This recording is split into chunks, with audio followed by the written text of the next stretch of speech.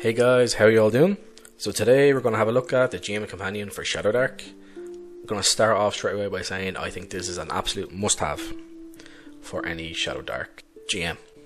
It has new monsters which are going to be very useful, new ways of creating magical items, armour, weapons, add curses to stuff, some new potion stuff. Again, you can add curses in as well. Expanding on what I think is probably the weakest part of Shadowdark is the dungeon creation, expanding upon it and making it better. So let's go through this. Obviously not going to show everything, but you'll get an idea of exactly what we're talking about. So here it's going to talk about settlements, shops, taverns. So here we have points of interest. It's going to go to each different type of area you can be in, like Arctic, jungle, desert, riverside, and so on. So let's go down to forest. So say I roll a 1d20, I end up in a 5, which is a peasant town. Everything that has a star beside it is a settlement roll, so then you're going to roll up a settlement. So there's a peasant town, and beside it there has frequented by hunters and poachers. You can roll that again and you can come up with something completely different. Say if you roll a 9, it's going to be filled with paranoid inhabitants, so that could be something you can play off. All these rolls that you're going to do, they're going to create a place plus give you an interesting thing you can then put into your own game. Grasslands, the same thing. And you can see there's lots of ones without having the star beside it. So you roll a 15, you end up with burial mounds, and then you roll an 8, it would be deceased corpses left out to rot. Of course, the burial mound could then be used as an adventure point for later in the game. Again, all this stuff's going to be like spark tables you can use. Hazard terrain is really good as well. It's going to give more things to do when you're traveling from area to area. So say we have by coast, we're going to roll 2d6, roll one of them, and say we end up on number 3. And then again we roll the other one and we end up on a 5 or 6. So we end up at panicked wildlife along the coast. These could be just normal animals that become aggravated by something. Maybe it's a bear chasing other animals. They all freak out, run towards you or away from you. Again, these are going to be like spark tables. And they have ones here, just you're going to get damaged by something. Something's going to happen. They're events, they're sparks. Again, brilliant. And here we're going to have different types of settlements we can have. So we're going to have a town that's for number 4. You're going to roll up 4d6. There's going to be different districts. And each district is going to have up to 4 points of interest. So you can roll 1d4 or you can decide for yourself depending on what you want and the uses for your campaign. So here you go, you have craft districts and there's going to be 12 different options. You have 12 different options you can roll, or if you like, one of them is going to suit like a quest that you're doing at the moment, or there's something that you want to employ. There you go, perfect straight away. And this is going to really help, say if you're having a hard time coming up with ideas. Again, you're going to have the same thing with shops, different types of shops. The poor districts, the standard shops, wealthy shops, tavern generators for the names and what they're known for. Mud wrestling contests, you have a lot of fun with that.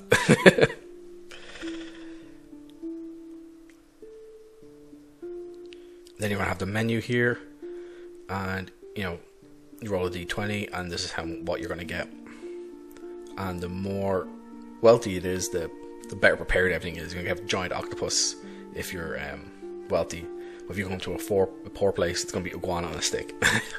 And the poor taverns and the standard taverns and wealthy taverns are going to have different kinds of drinks available. So you're going to roll, example, poor tavern 1d8. On a 1, you're going to do a con check for a DC 9 or be unconscious for 2d4 hours. You can have that is you get blacked out drunk, you don't know what's going on, and all of a sudden you wake up and there's drama everywhere. Or you're just after being a bunch of slobs. Well, if you go for a standard tavern, or if there is a standard tavern or a wealthy tavern, you will not be able to get that roll. So you roll 2d8, you're going to get at least 2. Between a 2 and a 16. And obviously the wealthy is going between 2 and a 20, which is obviously the maximum you can get. It's going to have its own dice game it has shown in this. acts of devotion instead of using carousing tables. So if you have a priest or magic user that is very religious, or any other character is religious, you can use a carousing table just for them. You're going to have one for fighters, for combat training, magical study. And here we're going on to delving deep. I think this is probably one of my favorite parts of this. Straight away we can look at the site sizes. Massive. It's going to be 1d4 plus 3 levels. I love big dungeons. Like I said, one of the things I don't know, disappointed or I didn't like about Shadowdark that much was the dungeon generation. I felt it was very, what it gave you in it was very limited and I felt it was small scale. And you kind of had to just decide things extra. This is like, here you go. You have a random table. You happen to roll a medium size. It's going to have at least two. It's going to have 2 levels, and it's going to need 80-20 huge. 1d4 plus 2 levels. So you're going to have between 3 and 6 levels, which is a lot. And that's going to have 12 d20 rooms, up to. If you want to have a less or more, it's up to you as a DM. It's going to have an idea of site size, site types. So as you come into each room, or as you're building your dungeon for your players, you're going to roll. And this is another great part of this. Roll a d20. On a 1 or 2, you're going to have it empty. And it has a dungeon dressing treasure table in this. It's towards the end. We'll go over it later. On a 9, you're going to have NPCs. And in this as well, it also has a way to build quick and simple NPCs and dungeon crawlers.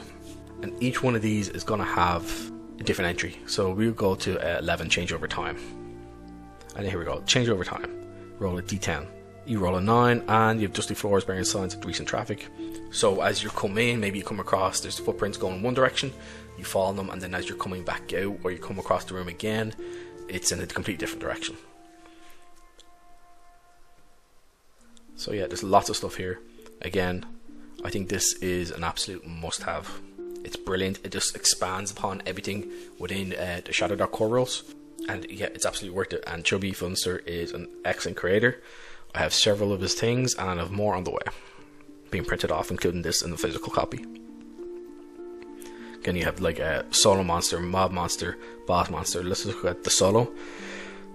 You roll a d10, you roll a 6, and it's a clever, cunning, deceitful, wicked creature.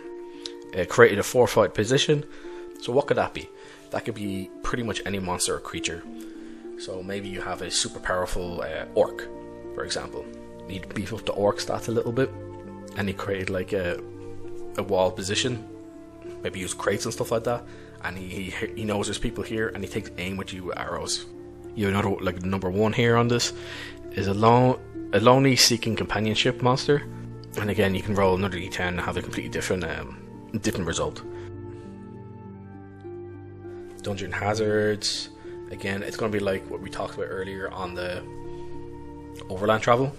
Similar idea, but it's related to dungeons. So if you're in a deep room, if you're in deep tunnels, ruins, tombs, you have different kinds of ones, different kinds of hazards. I mean, dungeon traps, magical traps, wounding weapon-like traps.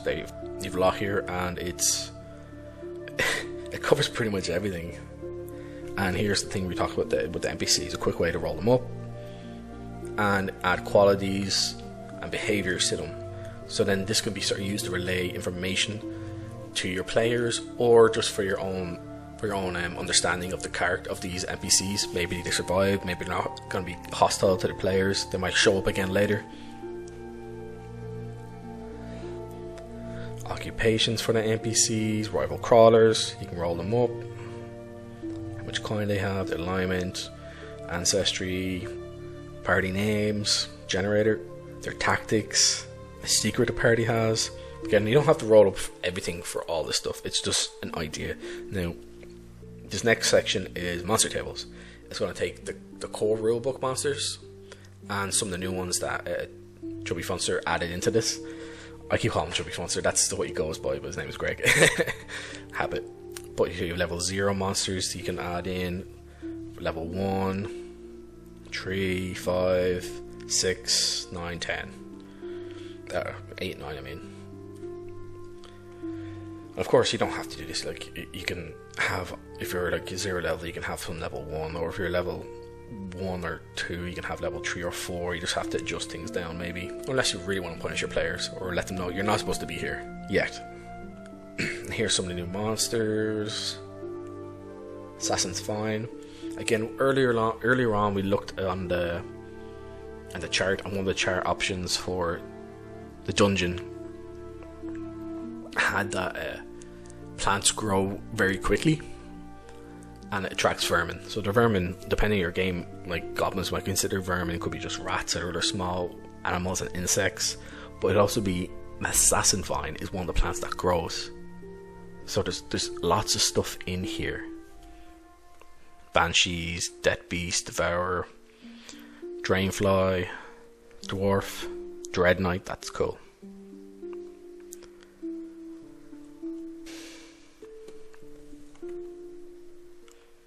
Yep, lots and lots.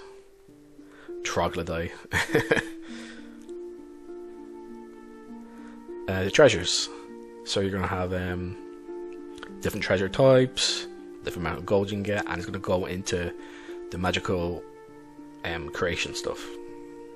This is the dungeon direction that we talked about earlier. If you don't roll anything on the chart, and it comes up with dungeon direction, you can add this in. And you can see it starts off very low in terms of coinage. It might just be a description of a room. Sometimes the description of a room is also going to have, like, here, 43, a cracked short bow, 2 arrows, and a severed hand. It's 2 silver. You could say that the 2 arrows are fine, you can pick them up, and you get 2 silver. Dungeon dressing, then you have the treasure tables. They're all D100 as well. We're not going to go over that because, you'd be here all day. And here we have boons, which are already in the Shadowdark core game, but sort of gives you more ideas. You have oaths here. A lycanthrope will bring you a secret moonlight gathering. Will bring you to a secret moonlight gathering. So maybe that's an NPC that you know, and they come out and they wolf out. Secrets, blessings, and potions. Again, D20 here, D20, D20. So your potion is a disgusting brown color. It tastes like bacon, and it's always churning. That sounds delicious. And it has a benefit. It's 1d20 benefit. It cures all diseases or afflictions that affect the drinker. So it might look nasty, taste great, and you feel better. And they could have a curse. Again, what we talked about earlier at the beginning about stuff having curses in this, which is something is an improvement. And the greatest part about curses is your players will not necessarily know when they'll happen, or if even something is cursed. Which I think that's something that's fun to play with. Say to get a weapon and it's cursed. It's a +1 sword of Shadowdark. After it gets so many kills, all of a sudden the curse kicks in. And yeah, here you go, magical weapon. Magic weapon features, what it looks like, if it has a smell or quirks. So you don't have to put everything in. Obviously you don't want you might not necessarily want your sword to smell like vinegar. But again, this is the stuff you can add if you want to. If you don't want to, you don't need to use everything in this. You just pick and choose. I just want to use the dungeons. I'll just use the dungeons or some of the overland stuff there. So here we have the curses. So as we said, we have a +1 sword of Shadowdark. After we get so many kills, maybe the weapon now starts to hurt the bearer. So killing a creature deals 1 damage to the bearer. So that's just a little fun, interesting thing that could happen. Armour cannot be worn by wielder with this weapon. And you have more here.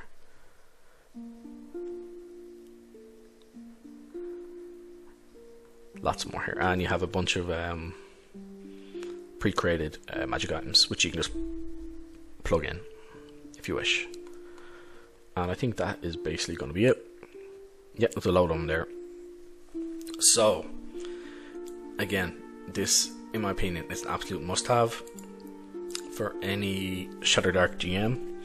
It expands upon what's already in the game, makes it like carousing tables make more sense for me personally. Anyway, I do like the carousing, but I think the way it's done in this, it adds not only more options to what you can do in each area in like a town or a city or even a village, but it makes sense to maybe if your fighter gets drunk and all of a sudden he becomes like levels up.